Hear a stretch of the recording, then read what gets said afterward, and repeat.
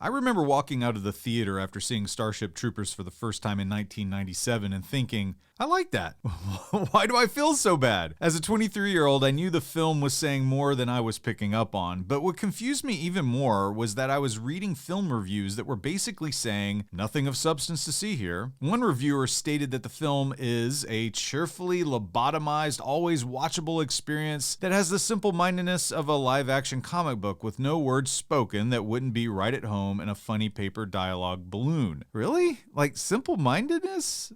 Maybe, but then I would come across quotes like the following from the director himself that said, I decided to make a movie about fascists who weren't aware of their fascism. This was about American politics. As a European, it seemed to me that certain aspects of U.S. society could become fascistic. The refusal to limit the amount of arms, the number of executions in Texas, etc. So what's going on here? Is Starship Troopers a brilliant satire, or is it a simple-minded action movie with bugs? I don't know, maybe it's both.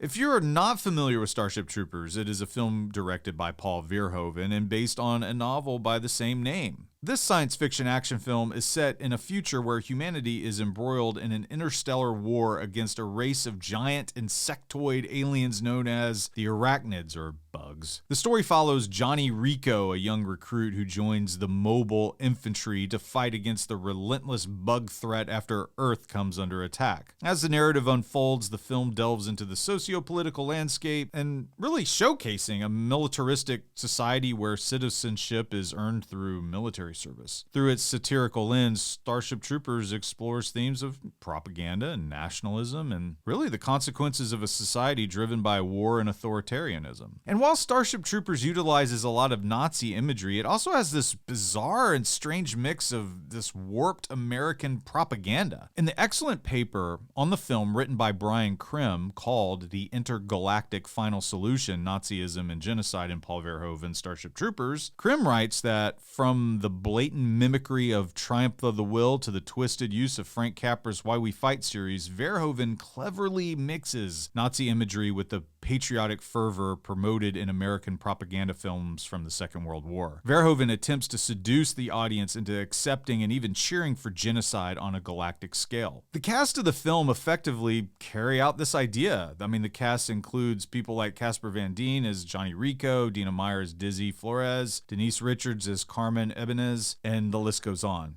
You even see Neil Patrick Harris in there as Carl Jenkins. Much of the cast is clueless and beautiful. With ease, they exist in the world without really questioning anything that's happening around them. At one point, a journalist questions if they can live in harmony with the bugs, and Casper Van Dien rebukes the journalist by saying, "Let me tell you something, I'm from Buenos Aires and I say kill them all." So what exactly is the film telling us? In the film, we see bugs swarm and annihilate the humans, but we also see the humans swarm and annihilate. This film presents a fascinating dichotomy. On one hand, it's a thrilling, high-octane adventure filled with intense action sequences and visually stunning battles against the arachnids. It captivates with its sheer spectacle and the visceral excitement of war. But on the other hand, it's a deeply satirical piece that critiques the very elements that it's glorifying. In my opinion, it's this interplay between glorification and critique that makes Starship Troopers a complex and really intriguing film. Consider the scenes of the mobile infantry in action. They're shot with a sense of heroism and grandeur. The soldiers are portrayed as brave and valiant, fighting against a seemingly evil and relentless enemy. This is juxtaposed with scenes that are eerily reminiscent of fascist propaganda films. The use of newsreels and announcements